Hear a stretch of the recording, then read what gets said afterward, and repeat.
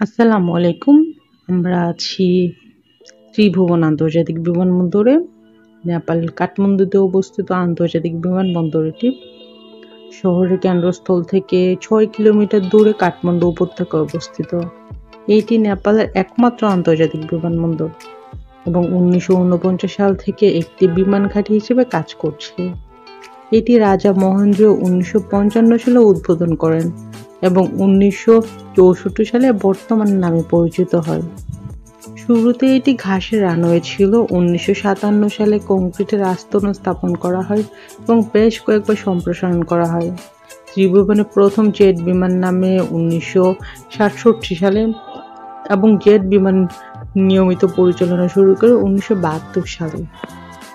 এই বিমানবন্দর একটি অভ্যন্তরীণ এবং একটি আন্তর্জাতিক টার্মিনাল আছে। বর্তমানে এশিয়া, মধ্যপ্রাচ্যের প্রায় 30টি আন্তর্জাতিক বিমান পরিষেবা নেপালকে সংযুক্ত করেছে এবং কয়েকটি নেপাল এয়ারলাইন্সের হাব হিসেবেও ব্যবহৃত হচ্ছে।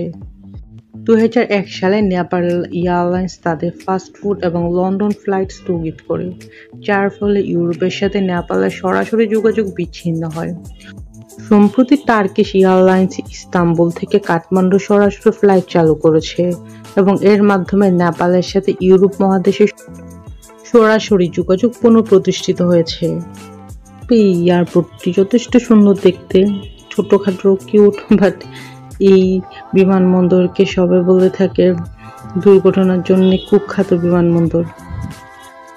সবাই বলে থাকে নেপালের সবচেয়ে বিপজ্জনক বিমানবন্দর হচ্ছে এই ত্রিভুবন আন্তর্জাতিক বিমানবন্দরটি। তো আমরা ঘুরতে এসেছিলাম কাঠমান্ডুতে আমরা ছিলাম একদিন এখানে থেকে তারপর আমরা যাই নাগরকোটে। আর কাঠমান্ডুতে আমাদের হোটেল ছিল থামেলে আমাদের হোটেলের প্রাইস পড়েছিল 1500 টাকা। আর হোটেলের নাম ছিল সুভেনিয়ার। এটা একটা রিসোর্ট টাইপের হোটেল, বাট রিসোর্টের জন্য এত বেশি ফ্লাওয়ার ছিল, অসম্ভব সুন্দর ছিল আমাদের হোটেলটা। আমার চ্যানেলে আমাদের হোটেলের ভিডিও আছে, চাইলে দেখে নিতে পারেন।